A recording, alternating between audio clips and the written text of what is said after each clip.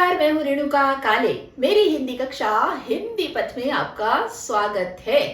आज हम पढ़ने जा रहे हैं क्योंकि और इसलिए का प्रयोग कब होता है और किस तरह से होता है, ये जानने की आज इस कक्षा में हम कोशिश करेंगे। अगर आप मेरी कक्षा में नए हैं ना, हिंदी पथ में काले मैम की हिंदी कक्षा में, तो गुजारिश है आपसे सब्सक्राइब कर लीजिएगा, क्योंकि इस तरह की कक्षाएं आपको यूं ही मिलती रहेंगी और आपको हिंदी भाषा से संबंधित कुछ असमंजस की स्थिति है तो वो कोशिश की जाती है यहाँ कि उसे हम दूर करें।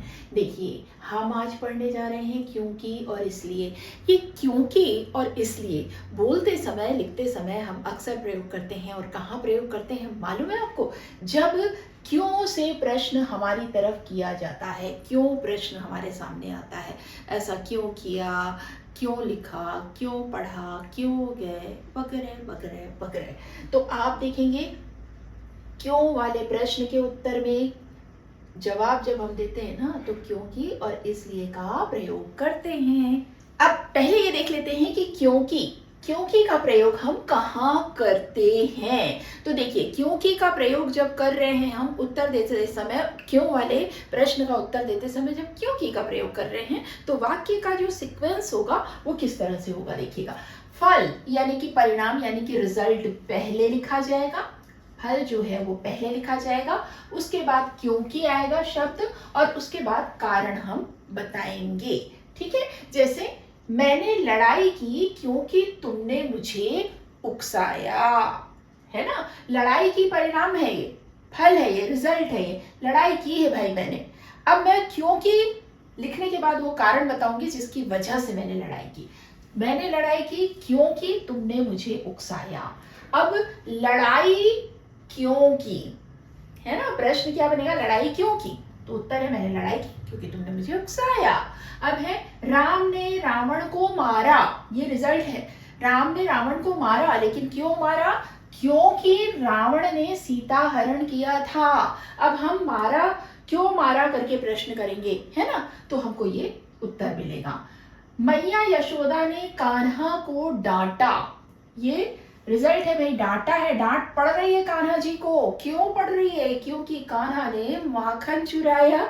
तो यहाँ हमने प्रश्न किया कि क्यों डांटा, चुराया नहीं होगा, यहाँ पर होगा क्यों डांटा, है ना।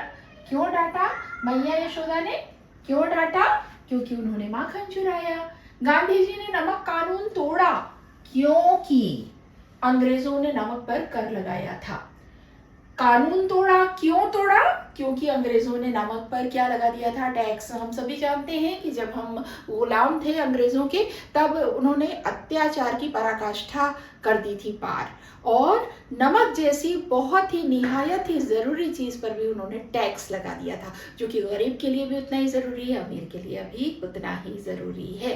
तभी उस कानून को तोड़ने के लिए, अंग्रेजों को विरोध प्रकट करने के लिए गांधी जी ने दांडी मार्च किया था। 1 महीने तक वो पैदल साबरमती आश्रम अहमदाबाद से पैदल चलकर दांडी पहुंचे थे, समुद्र के किनारे समुद्र के जल से नमक बनाकर कानून तोड़ा था।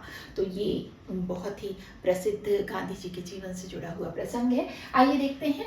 हमने ये देख लिया कि यहाँ पर क्योंकि का प्रयोग जब हम कर रहे हैं तो पहले फल आएगा यानी कि परिणाम यानी कि रिजल्ट, फिर क्योंकि और कारण। प्रश्न वही है। अब देख लेते हैं इसलिए का प्रयोग कब होता है भाई और कैसे होता है। तो इसलिए का प्रयोग हम करते हैं, पहले कारण आएगा यहाँ पर, ठीक है, फिर इसलिए लिखेंगे और फिर आखिर में फल और रिजल्ट जो भी है, परिणाम है, वो आएगा। तुमने मुझे उकसाया, ये मैंने कारण पहले बताया। तुमने मुझे उकसाया इसलिए मैंने लड़ाई की। मैंने नहीं लड़ती, लेकिन तुमने मुझे उकसाया इसलिए मैंने लड़ाई की। तो क्यों लड़ाई की? क्योंकि तुमने मुझे उकसाया, कारण बता दिया। रावण ने सीता हरण किया, रावण ने क्या किया था? सीता हरण किया था, इसीलिए राम ने उसे मारा, रावण को मारा, है ना। तो देखिए इसीलिए, है ना, ये इसीलिए पहले कारण आ रहा है। कान्हा ने माखन चुराया इसीलिए मैया यशोदा ने उन्हें डांटा। अंग्रेजों ने नमक पर कर लगाया था, अंग्रेजों ने कर लगाया था। अगर वो कर नहीं लगाते तो गांधी जी नमक कानून नहीं तोड़ते भाई, है ना। तो इसीलिए, तो यहाँ हम देख रहे हैं कि यहाँ पर पहले कारण आ रहा है ना, और उसके बाद जो कारण जो वजह थी, उसकी वजह से जो प्रतिक्रिया हुई वो बाद में इसलिए से जोड़ रहे हैं। तो बहुत ही सिंपल है ना ये याद रखिएगा। क्यों वाले प्रश्न के उत्तर में हम इसलिए और क्योंकि का इस्तेमाल करते हैं, और क्योंकि जब इस्तेमाल करते हैं तो क्या सीक्वेंस होता है, इसलिए जब इस्तेमाल करते हैं तो क्या सीक्वेंस होता है, ये आपको अब इस कक्षा में बहुत अच्छे से समझ आ गया होगा। तो हिंदी पथ में आज के लिए इतना ही।